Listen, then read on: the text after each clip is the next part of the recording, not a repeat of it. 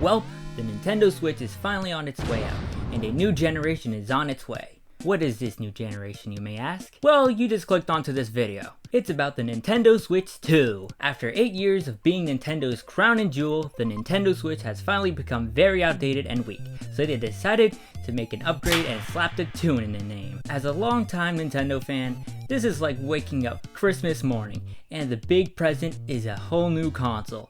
I've waited my whole life for this! Hi, I'm Dorky Fox. I'm a stupid Nintendo fan, and here are my thoughts on the Switch 2. Last month, Nintendo showed off the Switch 2 Direct. What did I think of that Direct? It was okay. The new features, the new upgrades, the new games, especially the new games. It was all great. After that, people started complaining about it, how it's overpriced, the games are now $90, and the lack of first-party games. I hear you, y'all like to bitch. Me too. I didn't get to go to the Switch 2 experience. I got a reason to be mad. To me, I think the Switch 2 is more of an upgrade than a whole new generation. It's the Switch again, obviously, and has every single feature the Switch 1 has. Just replace the IR camera with an optical sensor and add a bigger screen, and 4K support, and DLSS. And with magnets. It's a Switch Pro. Now, every Nintendo console after the DS has been known to have different gimmicks. The DS with the touchscreen, the Wii with the motion controls, the 3DS with the 3D display, the Wii U with the gamepad, and the Switch with the switch between a home console and a handheld. The Switch 2 has no gimmick. It's just a new iteration of the Switch, is what you'd think. While you can count the mouse as a gimmick to the Switch 2, there's another gimmick that you may not know about, and it's called communication. So the Switch 2 Direct went into full detail on what this new, expensive plastic piece of junk offers, with a new chat feature. The Switch 2 introduces the C button, and has this catchy little jingle. Imagine hearing that out loud at 2 in the morning.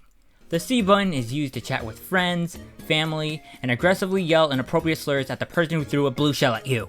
This is something Nintendo should have done for a long time now. The Xbox was the first to do it, then the PlayStation. Why did they have to wait? But I think this is a unique idea for the Switch 2, something that they haven't done before, something that can bring the players together. It's no Miiverse, but you know what I mean. They also introduced the Switch 2 camera, and it's a camera.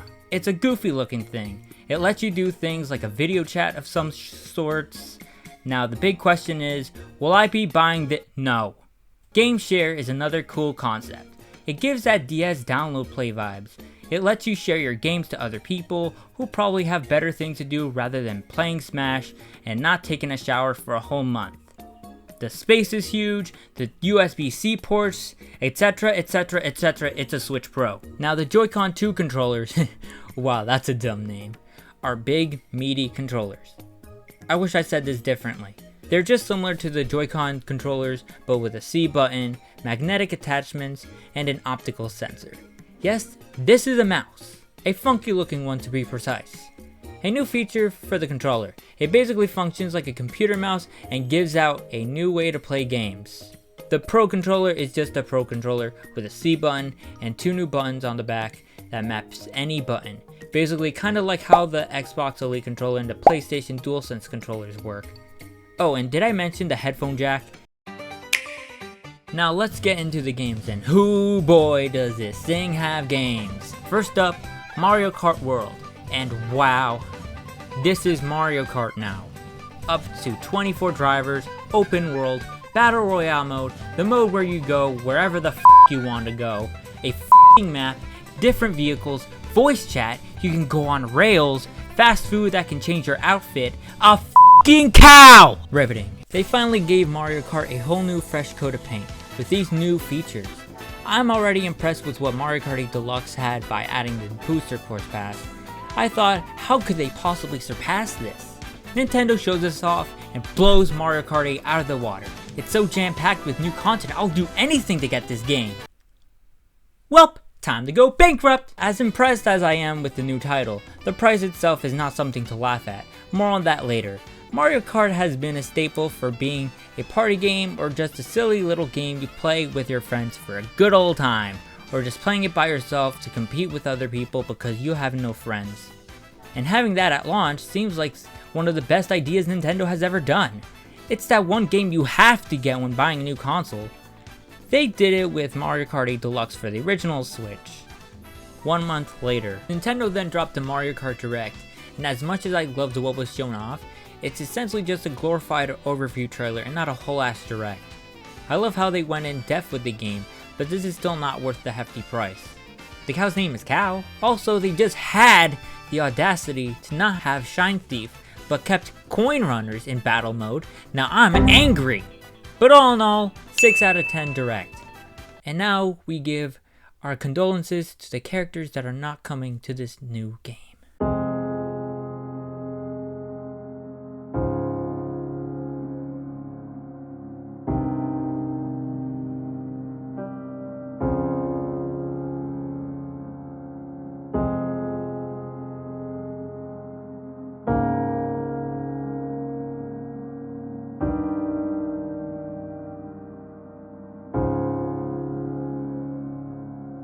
Now let's move on to a game.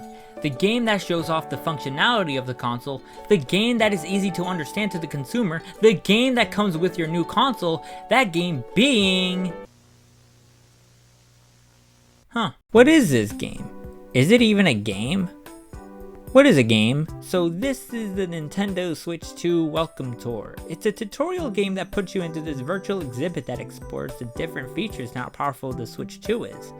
There's mini games that show off the capabilities of the mouse and tech demos that show off the graphical upgrades. This game is basically if we play Astro's Playroom and, I don't know, an instructional manual gave birth. I mean, it's not bad, but I'm not impressed. It doesn't give out the same experience the previous games did.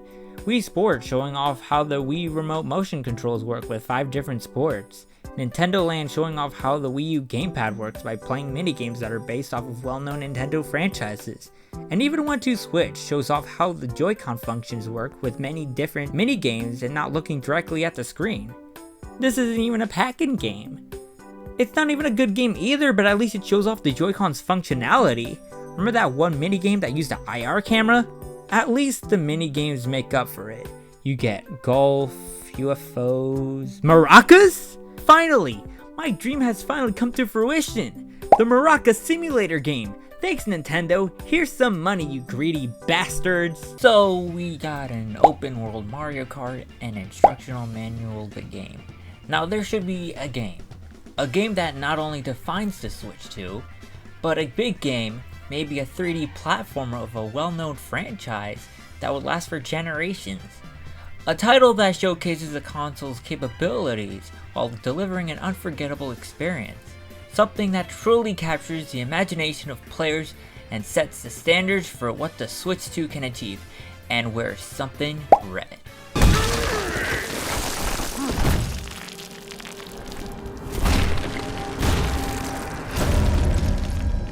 Banana f***ing Slammer! This is Donkey Kong Bonanza, a brand new Donkey Kong game in a decade and a new 3D Donkey Kong game in 3 decades. After the release of Donkey Kong 64, we'd never see another fully 3D platformer starring the Big Ape. All we got were crappy spin-offs, amazing new 2D platformers, a port of an amazing 2D platformer but funkier, having a whole section in a theme park, and having a big role in the Super Mario movie. Recently, Nintendo has given DK more of a spotlight, becoming one of the bigger franchises. Mario is technically a spin-off. So obviously a new Donkey Kong game seems like a no-brainer, and we had to wait 11 years for that to happen. Was it worth it? This game has you explore this huge open world and have to go underground to recover the golden bananas. Woo! You must beat the enemies, kick their asses, collect bananas, kick some more asses, and kick even more asses. This is just your typical 3D collectathon game, and to be honest, like everyone else, this feels like Super Mario Odyssey.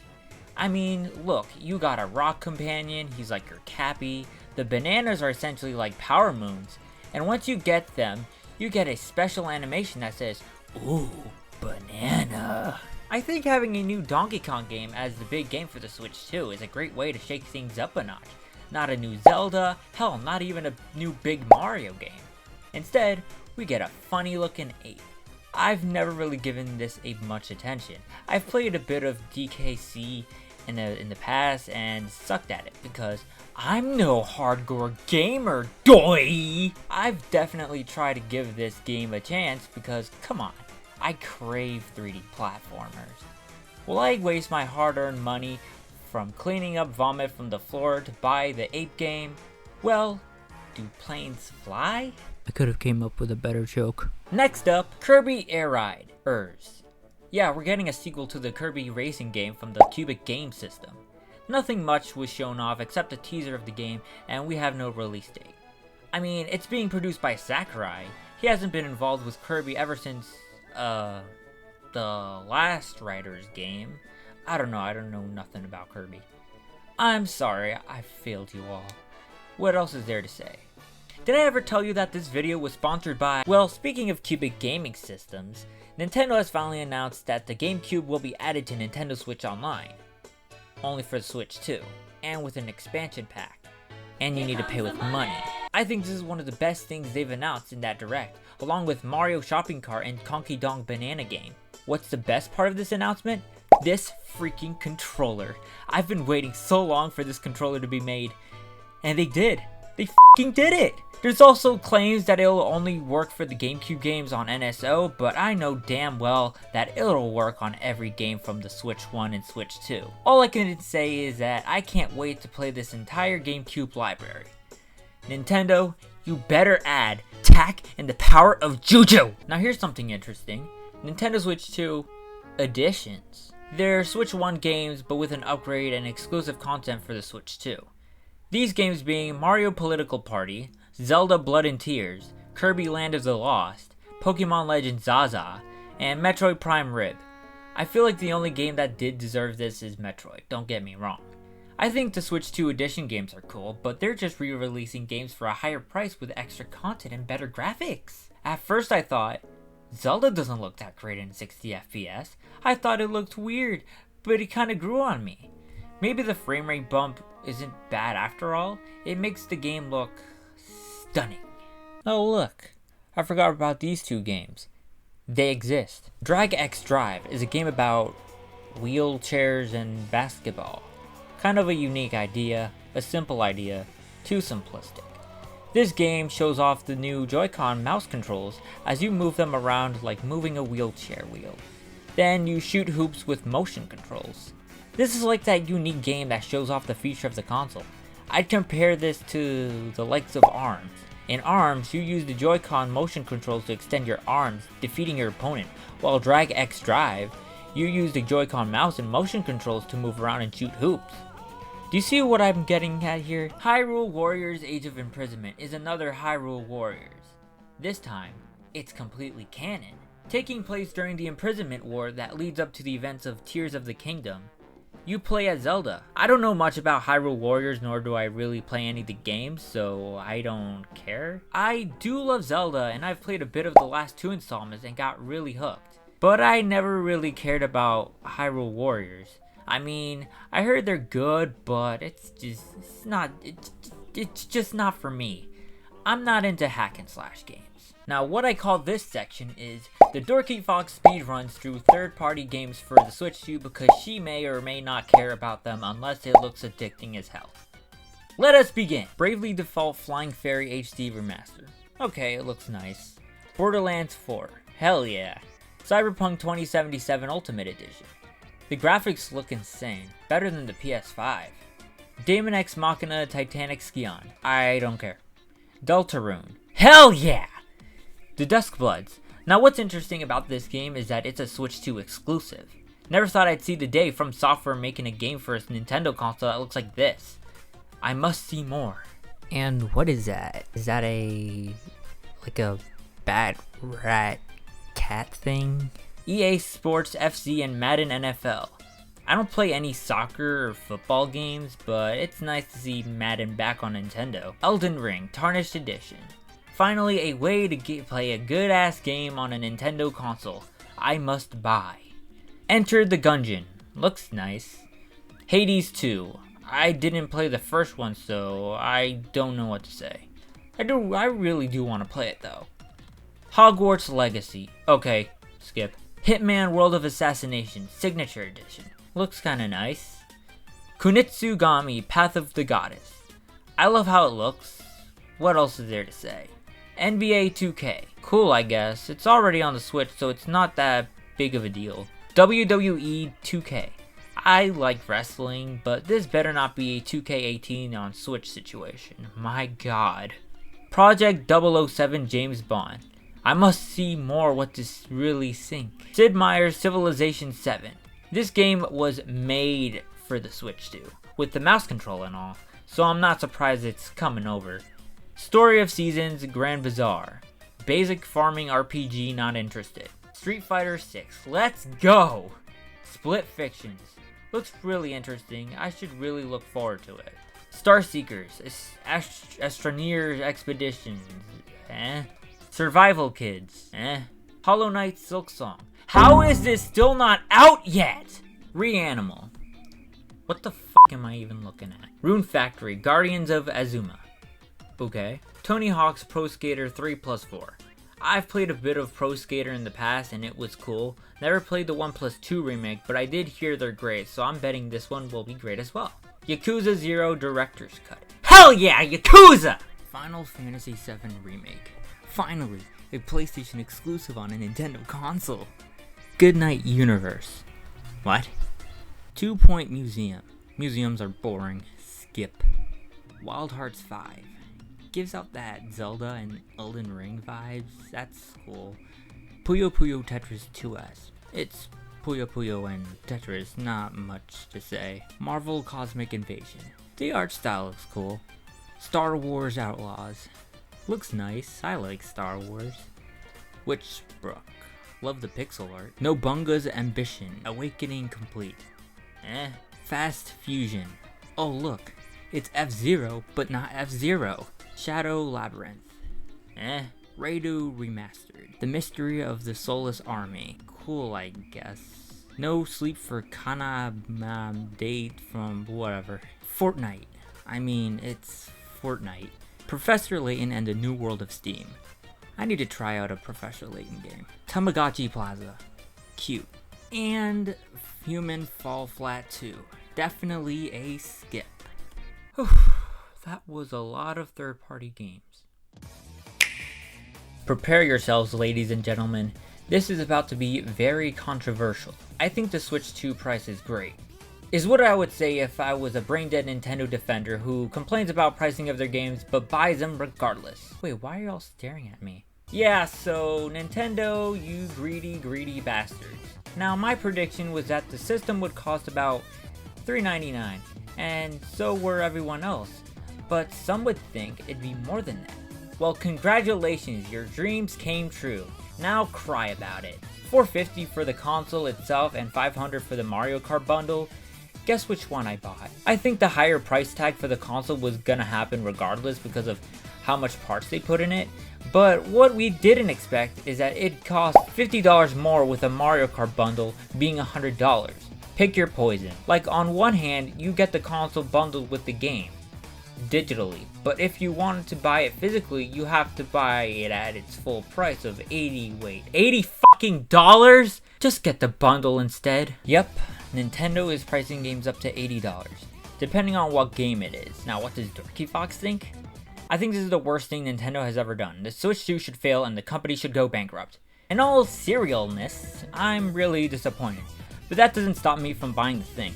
I saved up all me money. I understand that many people are disappointed with these high prices, so much that they even spammed drop the price onto their live streams and posts. That ain't gonna stop the billion-dollar company from lowering their prices. Overall, the console, the games are very impressive to show how much they're putting into the Switch 2. You've had one successful console. Want to keep that momentum up by making a more powerful console with the same things the last console had. You're going straight forward with this. And Paul Rudd. Some people even think that the Switch 2 would become another Wii U situation. People pre-ordered the hell out of this console and caused massive chaos. I know that because I was there. You can even call it the Switch 2 pre-order massacre disaster of 2025. It was a very tragic day. Glad I got my pre-order. I haven't slept that day. Now, let's see the accessory. $95 for a new pair of Joy-Cons!